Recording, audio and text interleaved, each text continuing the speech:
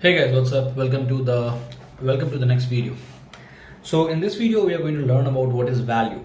Right? I'm going to teach you. I'm going to tell you what are three different kind of values.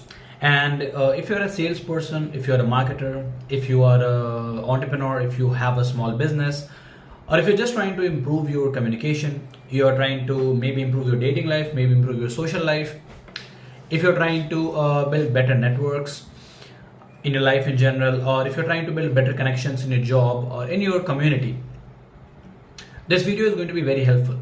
Okay, so this video is going to be about a value. In the last video, we talked about a couple of things like attention.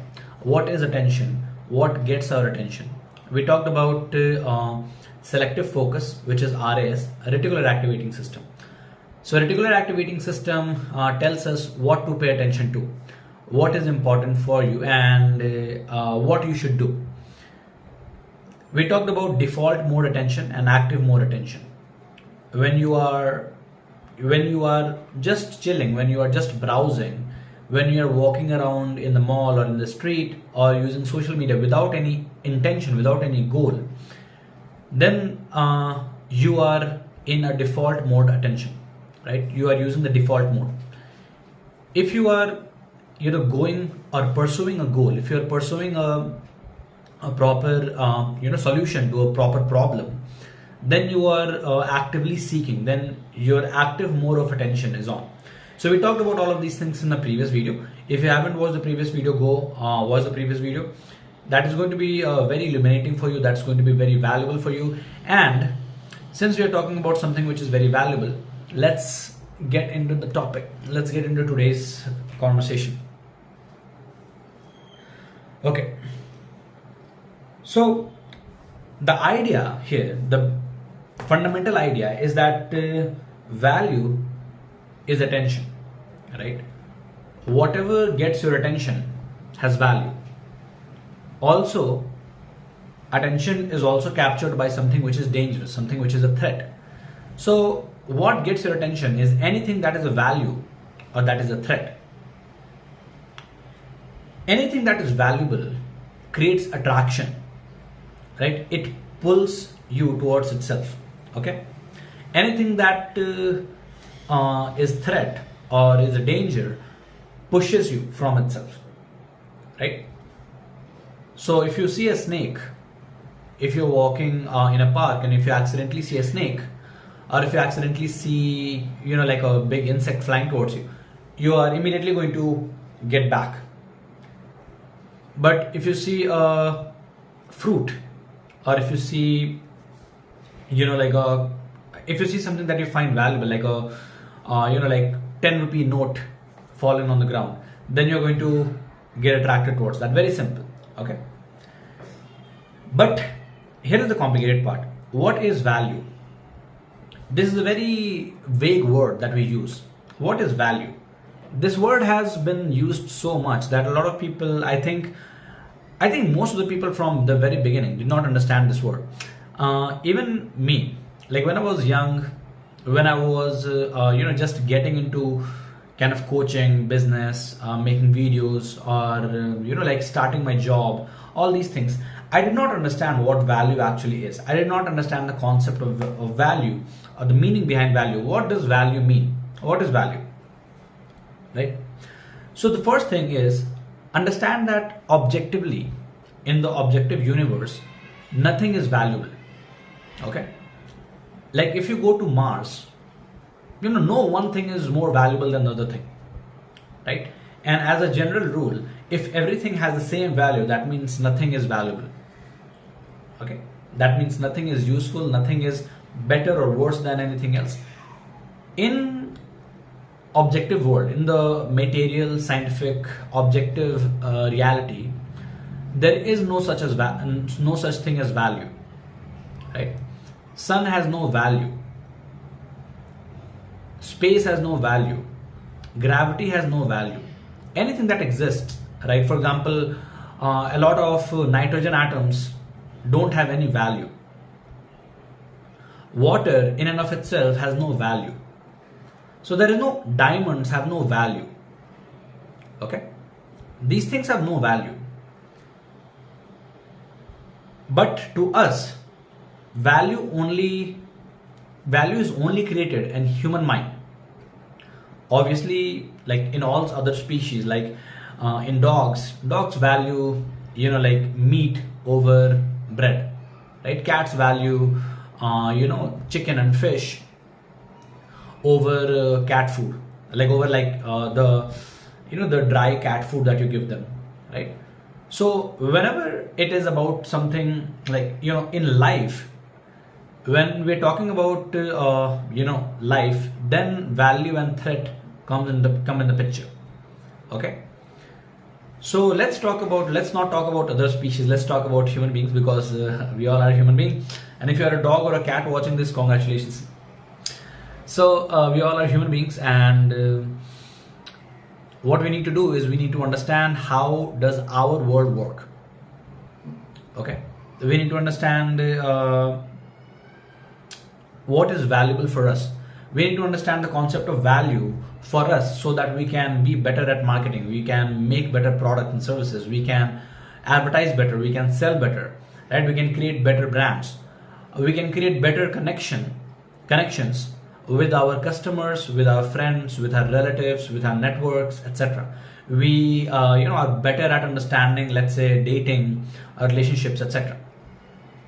Okay, so the first kind of just value that comes in anybody's mind is basically survival and reproduction. So if I take you, if I like, let's say you are living in New Delhi, or let's say you are living in Mumbai. If I take you and if I put you in a desert, like in the middle of a desert, Sahara Desert, iPhone is not going to be valuable for you. All of a sudden, if I give you 100 iPhones, and if I put you in the middle of Sahara Desert, very soon you are going to realize that one bottle of Bisleri, one bottle of water, is more valuable to you than 100 iPhones. Okay. So what is value in this scenario, in this case? So if I put you in a jungle, let's say if I take you and put you in the Gir forest or the Amazon forest, the first thing that is going to become the most valuable for you is simply protection, self-protection.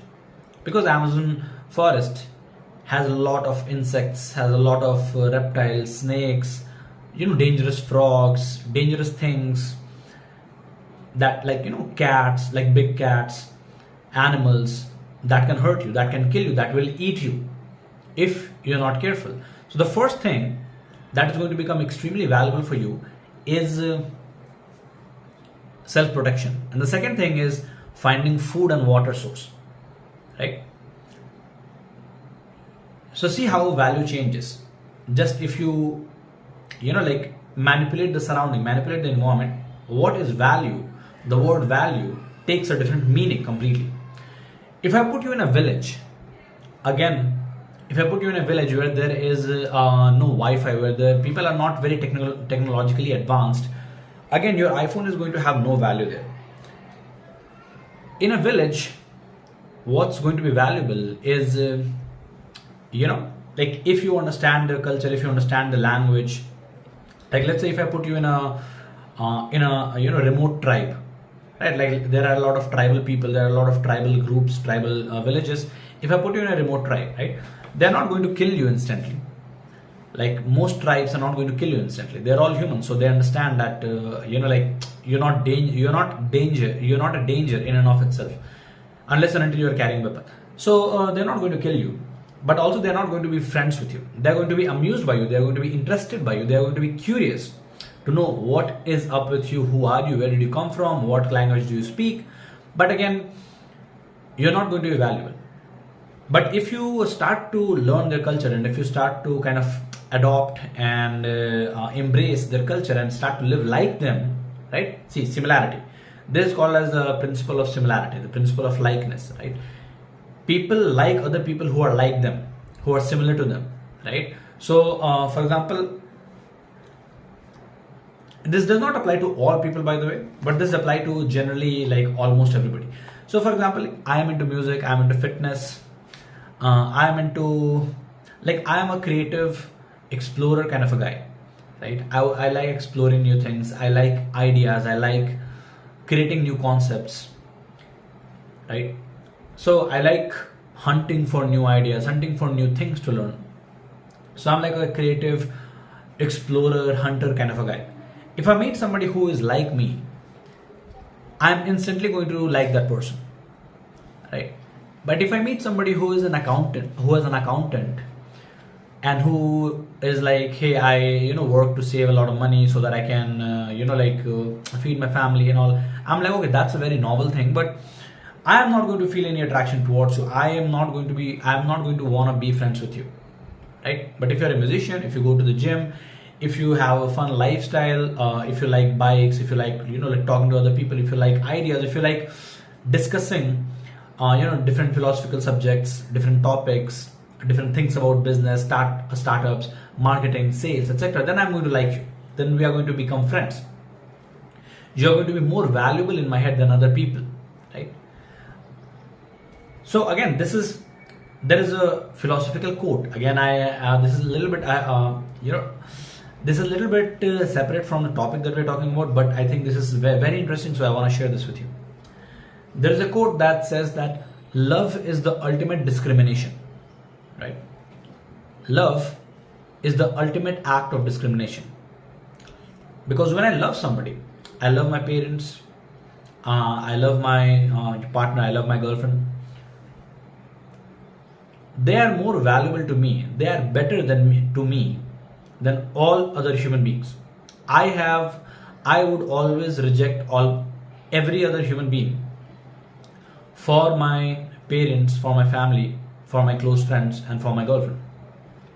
Like, I would reject no matter who you are. Just know that I automatically don't like you that much, and I will probably never like you that much. Like, I've already you can be the best person in the world, you can have the best qualities in the world, but I have already discriminated against you, right? There is nothing you can do that will put you at the same level as them. So love is the ultimate form of discrimination. Anyways, this was just a philosophical side topic. If you like to think about it, then you can go and think about it.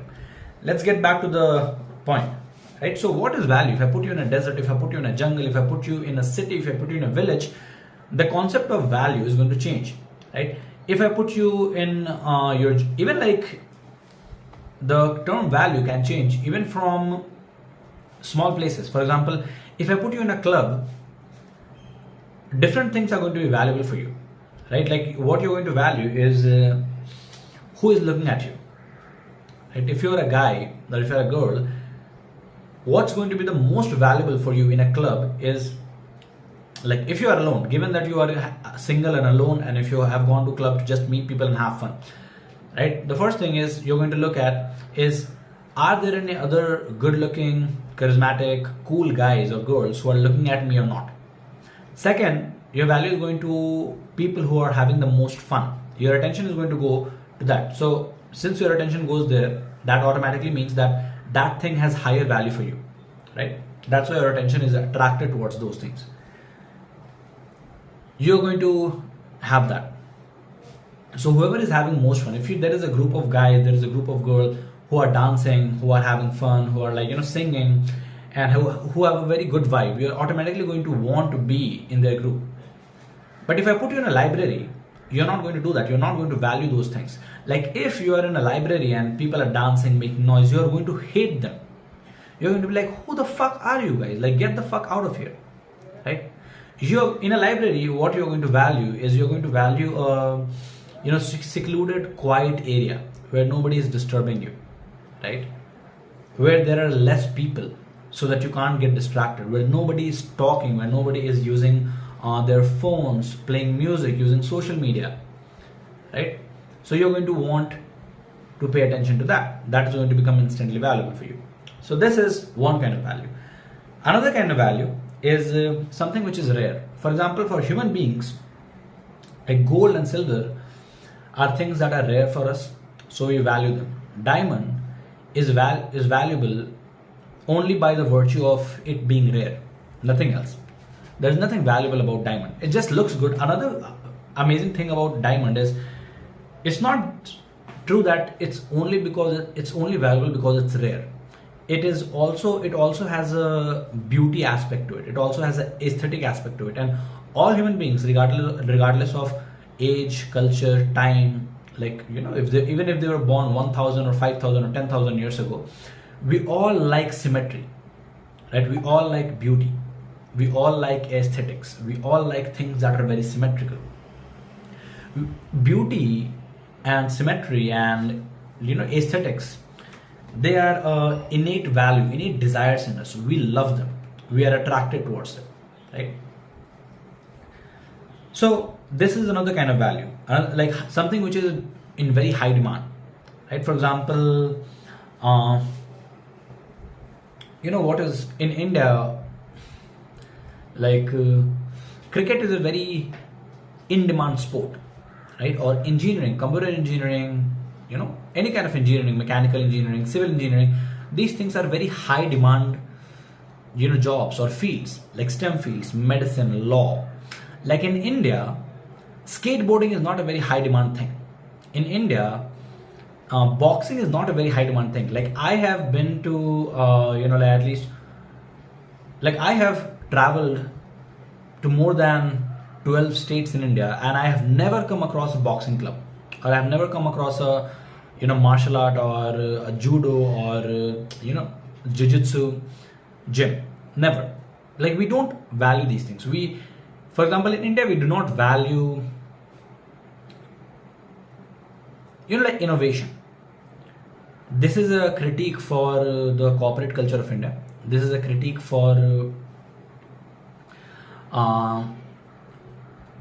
the way we work. We do not value innovation. What we do is we steal things, because innovation, like, see, understand that this is not a critique for India and Indian people. Indian people are doing what works, okay? Because we are so high in population, there are so many of us, the competition in almost every field is extremely high. Whether you are an actor, an engineer, a doctor, a lawyer, a nurse, whether you are a cab driver, whether you are a bus driver, whether you are like, a guard, whether you are simply somebody who cleans, like petrol stations or railway stations, you are always competing against a very, very harsh environment. So in this kind of competition, you only want to focus on things that have worked for other people, things that are tried and tested. We are not explorers. India is not a country of explorers. India is not a country of thinkers. India is not a country of creators. India is a pragmatic country. In India, like, if I want to explain India, I would explain India is the most banya country in the world. We are extremely banya, right? You understand what banya is, right? All Indians are going to understand what banya is. So yeah, we are extremely banya. We do not, like, even when it comes to our movies, right? We do not take chance. We are never going to make a movie like Inception. We are never going to make a movie like, like A Man from the World. Now, so, what was that movie? A Man from Earth. Right? We are never going to make movies like that. We are never going to make a movie like Tenet, because it's a creative thing, and with creative things there is a fear, like whether it's going to perform or not perform, I don't know, so I'm not going to take any chance, right? If a business model works in every other country, like for example Amazon, right? Amazon worked in every other country, so it was like a very, very safe bet. So India was like, okay, let's start Flipkart. The same thing with Uber. Uber worked, if Uber had just worked in Europe and not worked in other countries, India would not have adopted the Uber system, right? We need to be absolutely sure that something is going to work, then only we are going to adopt it. We are not going to experiment it. So we do not value creativity. This is why innovators, like innovative startups, do not come from India. So, I'm a Banya, so I don't think that I'm hating on Banyas. I'm also a Banya, and there are these things I don't like about myself. I don't like about, a lot of other Banyas out there. But it is what it is. You can't hate it, you can't love it. It's just an observation of the world. So yes, things that are very high demand, things that are very costly are valuable, like Gucci bag, a Gucci belt, iPhones, right? A Ferrari, a Porsche. Porsche is also valuable because of very skilled craftsmanship, right? Porsche stands for like human genius, right? Ferrari, like all these, like Bugatti, Koenigsegg, all these amazing cars, right? They're not just costly, and they're not just rare, they're not just like luxurious, but they also stand for the peak of human engineering, the peak of human craftsmanship, the peak of what engineering can offer, right? So these things are very high value. Another things that are very high value are social values, things like integrity, things like truth. People who are truthful, people who are honest, are trusted and liked by other people.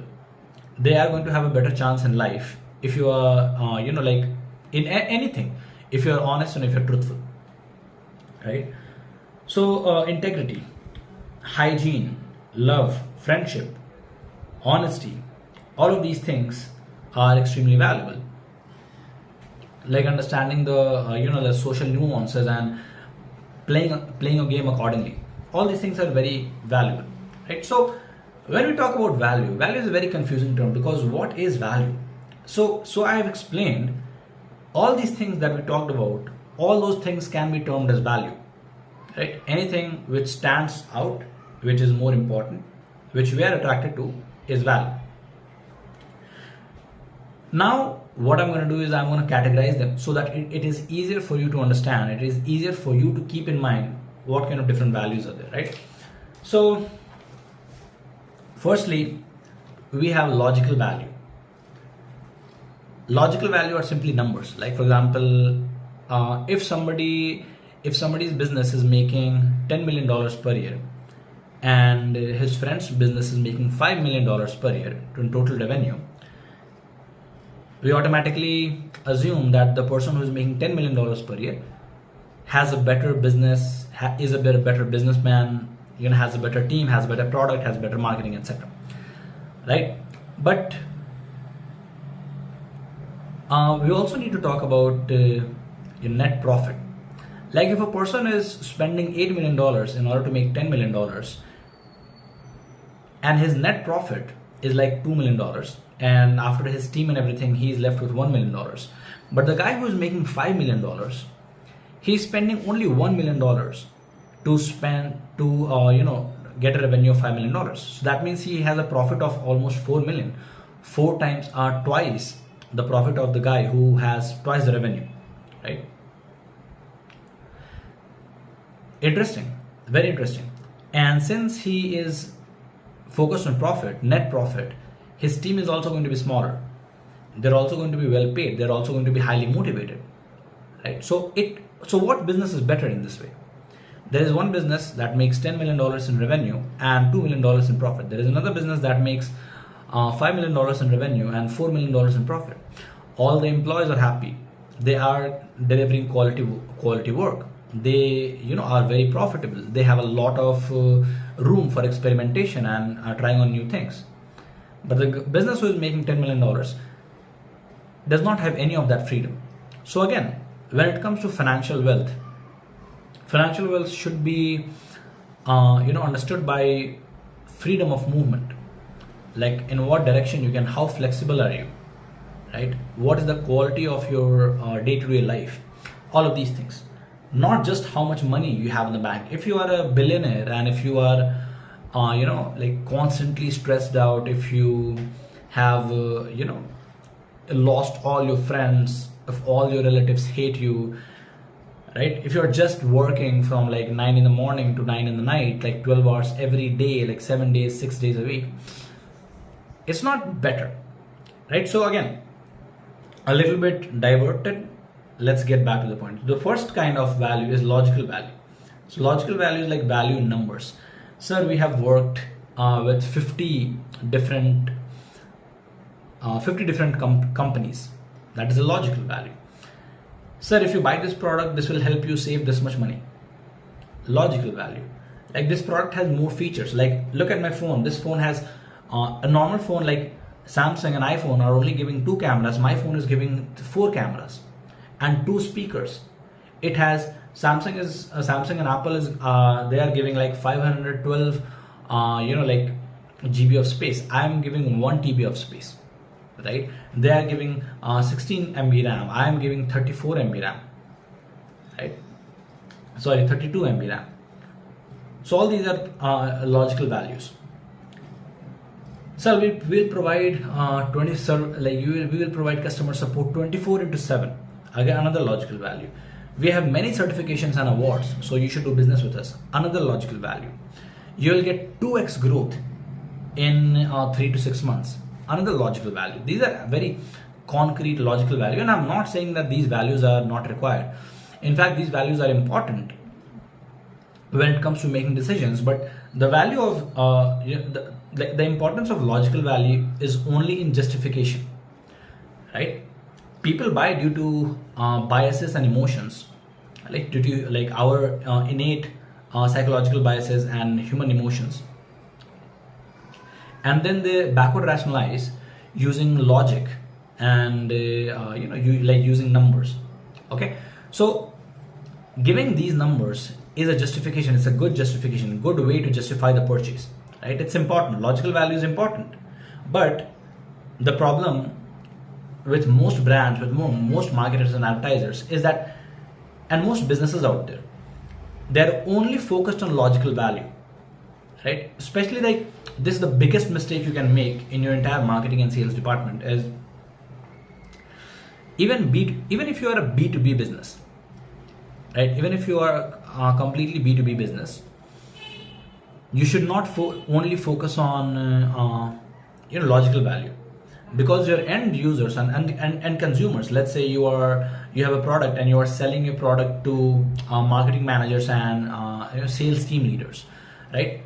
So they understand that they are not completely rational and objective people, right?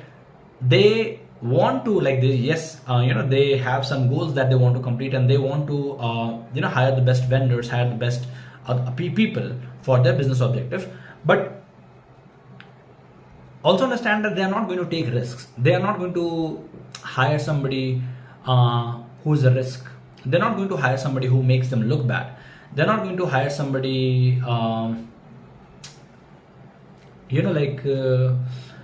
that is very difficult to justify.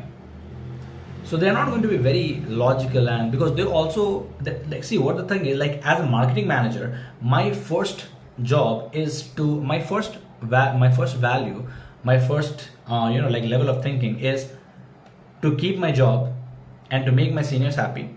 Like this is what most of the people who are like, let's say, marketing manager or team leaders are going to think, right? How can I keep my job? How can I keep my team and my seniors happy, right? And how can I make them like me? This is the first thing. So I'm not going to make any decision that is going to be criticized by other people, or especially my seniors, right? Because I want to stay in this company for a long time and I want to rise up in the ranks, right? I want to eventually become head of marketing. I want to eventually become VP of marketing and sales, etc. So I'm going to, like, my main agenda is this. Even if I make a decision that is bad for the company, that company is going to lose tens of millions of dollars from, but if my boss, if my immediate seniors support this, if my management support this, there is nothing stopping me from not making the decision. I am going to make that decision, right? Because if I am wrong by myself, that means I get fired. But if I am wrong, and also my CEO is wrong, also my CTO is wrong, also my CMO is wrong, then it's just a bad day. Okay? So yeah, even if something loses the company money in a net worth, in a bigger scale, but if it makes my seniors happy, I will make that decision. So again, B2B buyers are also not they're not rational, they're not very objective. There are a lot of things going on behind the scenes, right? So the next thing we're going to talk about, which is more important than logical value, is emotional value, right? Emotional value is like biological value, social value, and directly emotional value. Anything that makes me feel a lot of emotions, right? It makes me feel wonder, it makes me feel happiness, it makes me feel romance, it makes me feel love, it makes me miss my family or miss my childhood, like it makes me feel nostalgic. Whatever you can do to make me feel something good, keep doing that. That's very, very, very, very, very good, very powerful. Okay, so biological, emotional, and social, this is the second type of value. All people are, I'm just going to give you some examples, right? For example, all people want to avoid pain and maximize pleasure. All people want to gain status, social status, right? For example, the act of owning an iPhone, right? Or even the act of owning a sports car in India. Like if you own a BMW, like a high-end BMW model in India, I think you're stupid. You are only, there is no other reason for you to own BMW in India apart from show off, apart from signaling that you are rich, you are high status, that's it. And I get it, completely valid point, but there are no, especially like if you are, like I have been to a lot of states and a lot of cities in India. I don't think there are any roads that majority of the roads in India are not suitable for a sports car, right? Sports car or a supercar. You're not going to happily ride a McLaren or Lamborghini in India, in anywhere. So it's simply stupid. And also, like, India has a speed limit of like 100, 120 at most places. Like you're not going to ride 300 plus in India anywhere. So yeah.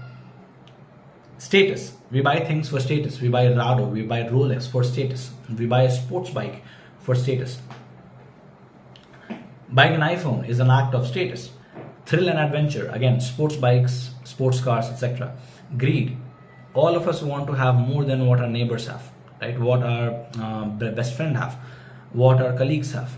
We want to be better than them.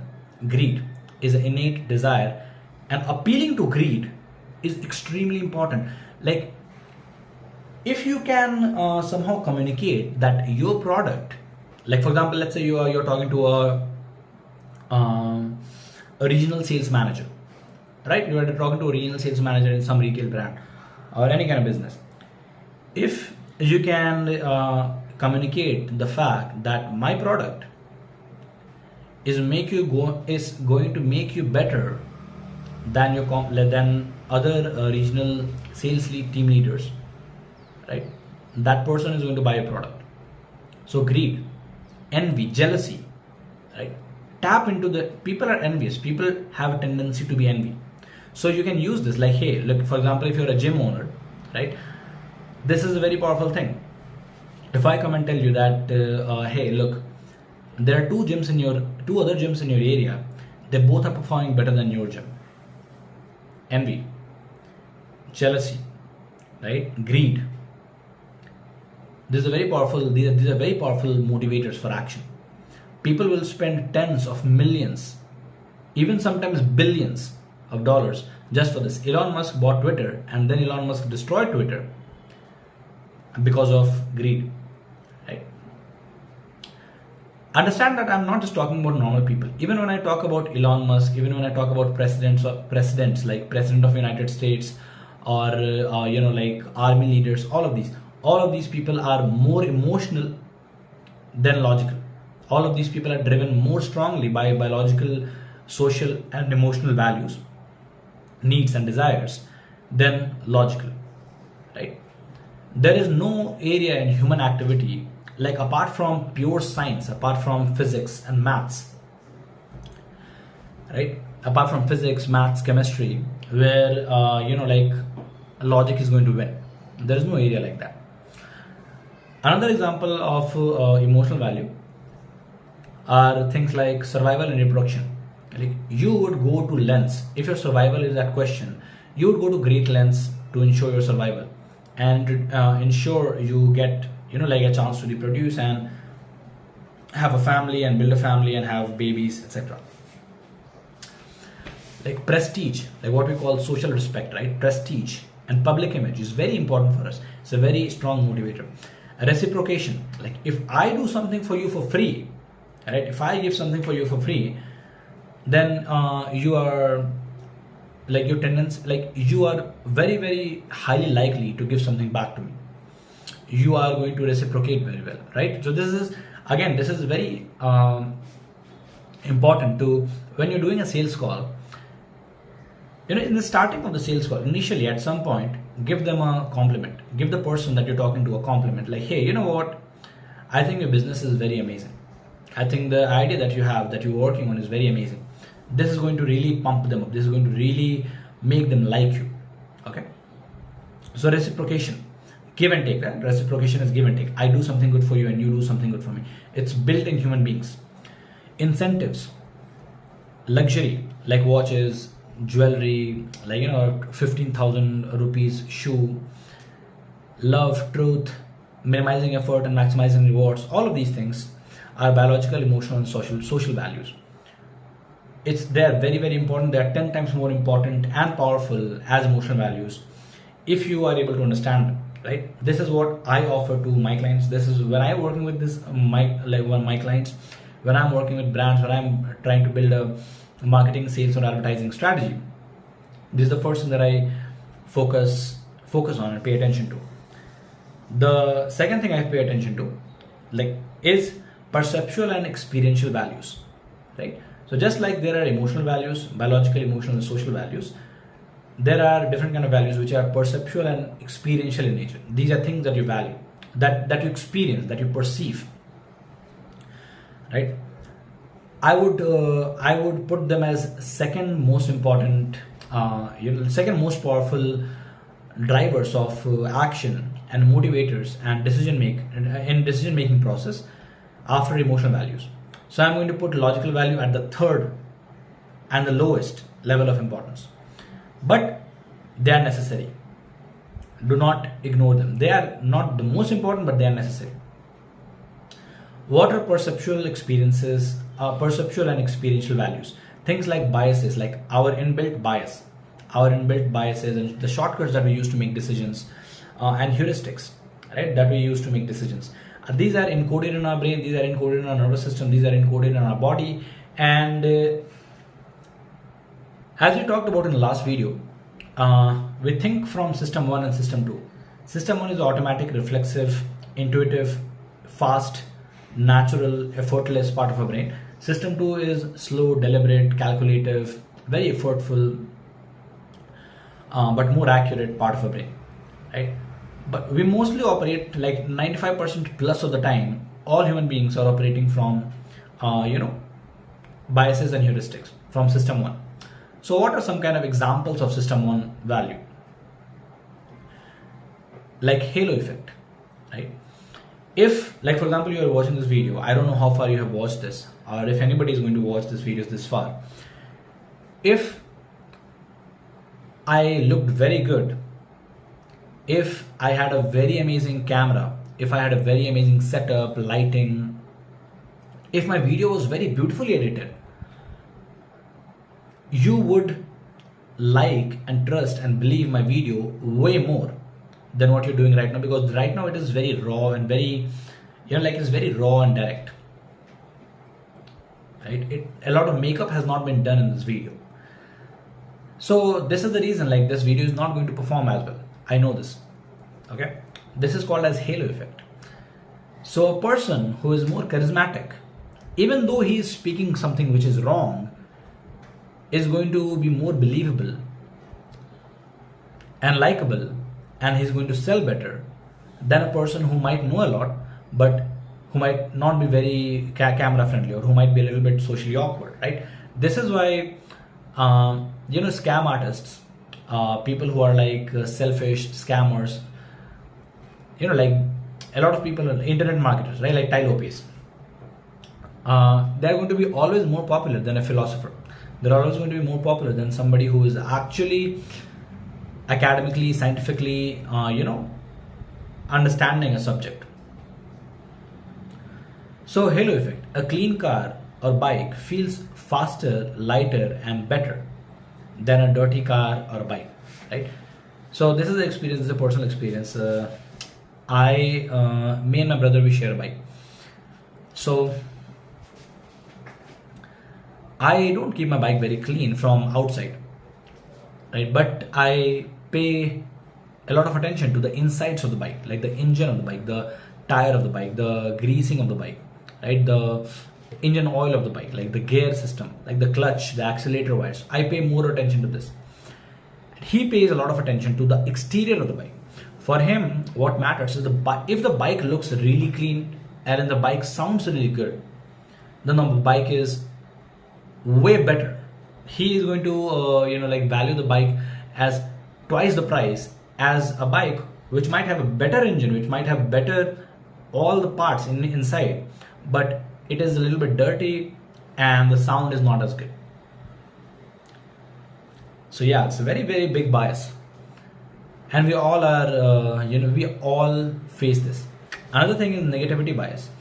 Negative news, negative content, controversial content, something like which is which creates drama, is more powerful than positive content.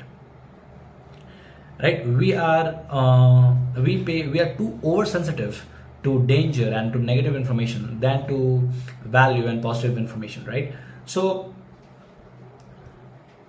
for human beings, for all human beings, we are all loss averse.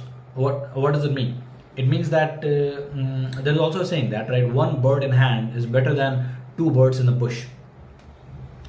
So a loss of 1,000 rupees feels more painful than a gain of 1,000 rupees feel rewarding, right?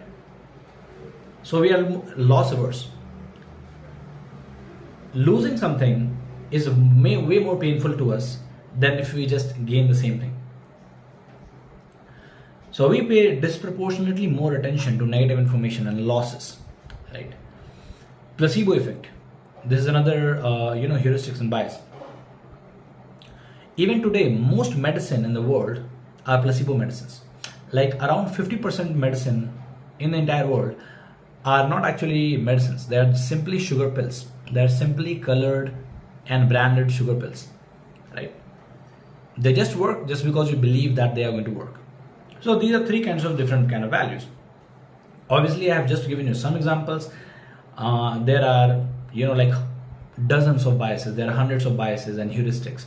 There are so many emotional and social and biological triggers that you can use. I'm just giving you some examples. The problem that most marketers, that most brands, most salespeople have is they overfocus and they overutilize logical values. They don't put any effort. They take zero effort in understanding human emotions, in understanding decision-making process, like how people decide.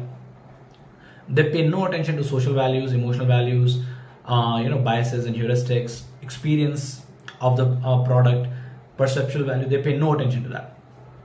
That's why they might perform like average, right? They give you a consistent performance, but they're never going to become a brand. If you are doing these mistakes, you might get like a good enough, just like the example I gave for the business, right? A business that is making $10 million total revenue, but only $2 million in profit. You are going to be like that business.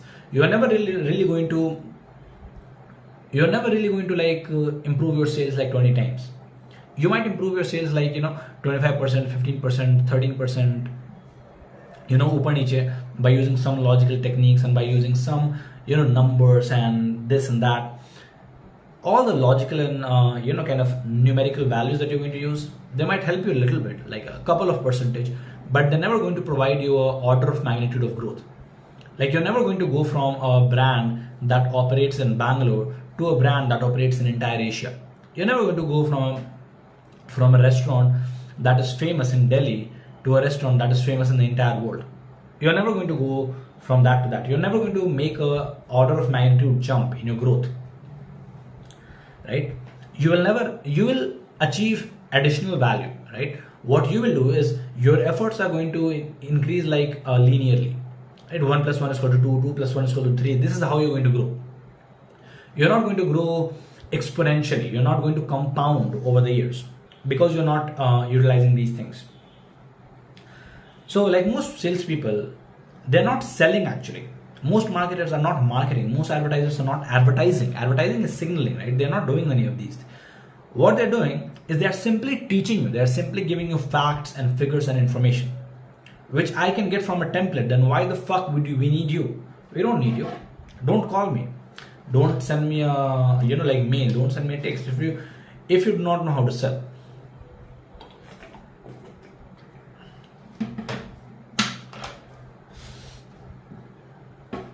Like, why the fuck do I care about how many megapixels a camera is? Right? There are Chinese phones that provide like 100 megapixels, 300 megapixel camera, but they're still not better than a phone like Apple iPhone 10 or Apple, or let's say Samsung, a mid-range Samsung phone. They're not better than that. I don't care what kind of lens your camera is using, what technologies your camera is using, how many different kind of microprocessors your camera is using. I don't give a fuck about that. That is useless information for me. Tell me, will this lens make me feel like a good photographer? And this is what Apple does, right? If you take photos from Apple, the photos naturally look amazing. So are you going to make me feel like a good photographer or not? Right? Will this camera make me look better or not? That is more important, right? A camera can be objectively good, right? For example, if you ever go in a music studio, there is something called as monitor speakers. But if you hear a song on monitor speakers, you're not going to enjoy it that much, because monitor speakers are made for producers and musicians to hear notes clearly and objectively. But if you buy a Sony stereo, or if you buy a Logitech stereo system, that actually amplifies the sound. So what you're hearing is not how the song actually is. You're hearing a version of it which has been enhanced and improved by doing some makeup on that. Okay? Because you're not going to like the song as it is if you actually heard the song in a monitor speaker. The same thing happens in camera. Your camera might be very good, very high detail, a lot of technology camera might be using, but if the photo that you have taken does not look good to me, I'm not going to like the camera. If it does not appear good to me, right, I'm not going to like the camera. The same with selling cars. Like, for example, if my dad goes to buy a car, right, and if the salesman starts talking about the wheelbase, the salesman start talking about the horsepower or the piston size, my dad doesn't give a fuck. Right? So even when I was working in an agency, in a marketing agency, this is the problem. A lot of marketing agencies don't know how to market themselves. I'm like, how? Because they are not really marketers. They are experts in Google ads. They're not marketers. They don't understand what marketing is. They understand how Google ads work. They understand programmatic marketing very well. Like, okay, this is the IP address and this is the targeting. This is the location where we have to place this ad at this time of the day, and after that we have to place that on a CTV, or I have to place that ad on a social site, retargeting, right? And we have to put cookies so that what they're doing is basically they're stalking their idea of what they're doing. This is not good salesmanship. Most performance marketers, I'm sorry to say, but I hate all of you. I think 90% plus of the agencies in the entire world are complete absolute bullshit. They do not know how to market themselves, right? They have designers, they know how to design. They have some content writers, but not very good content writers or copywriters. They have people who are Google Ads expert, programmatic expert, Facebook ads expert, but they're not marketers. They just know how to use that tool very well. It's a different thing, right? Understand, these two are different things. Like, for example, the person who is a car mechanic, who's a very good car engineer, might not be the best driver in the entire world, right? A person who makes basketballs, might not be the best basketball player in the entire world.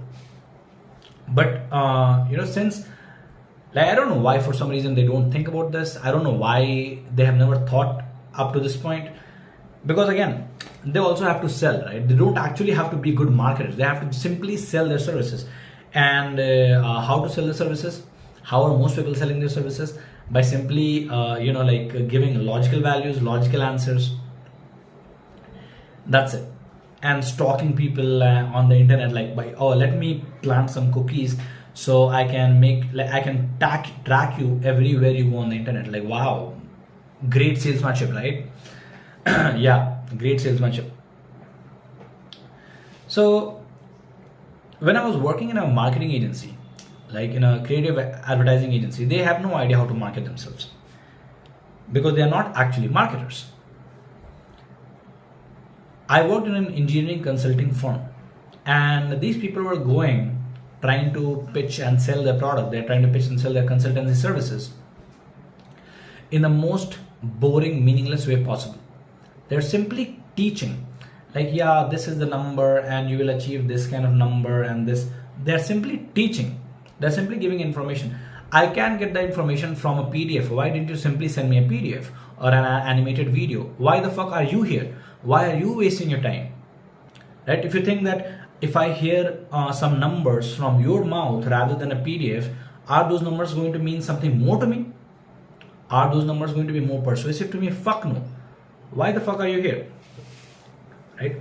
I worked in a property tech startup, and most salespeople, business development teams focused only on logical values. Sad reality of the entire world, which is the weakest motivator of action, which is the weakest link in decision making. Right? Stop teaching your clients. I'm not interested. No client is interested in any mathematical information. Right? Yeah, obviously, provide some data to support your argument, to support your claims, to support your promise. But don't only do that. Right? It's like a guy, going to a girl and like, hey, I'm 5 feet 11 inches tall. Hey, I make like 25 lakh rupees a year. I belong from a good family. I belong from this caste. Will you date me? Try this. Go out and try this and see how it works. Try to make friends like this, right? Hey, I bench 100 kilos. Hey, I'm a very cool guy. Hey, I earn this much money. Hey, I belong from this state or this city. Go out and try to make friends like this. Nobody's going to be friends with you. Your social life is actually absolutely going to suck, right? So we have been trained to only think logically, not think creatively. We not think emotionally, not think in human perspective. This might be something new to you. So this is what I work on. This is what the service I provide. This is the kind of marketing that I promote, that I like doing, that I am interested in. So I hope this video was interesting for you. I thought that this video was going to be around 15-20 minutes long, but oh my god, this video is 52 minutes long. Oh my god, you guys are going to hate me so much. So focus on emotional, social, perceptual, biological, experiential, social benefits. Focus on that. Focus on the way people make decisions. Focus on heuristics. Right? Focus on these things, and your marketing shall be amazing. God bless. I really enjoyed making this video. I'm going to see you in another video tomorrow. Bye bye.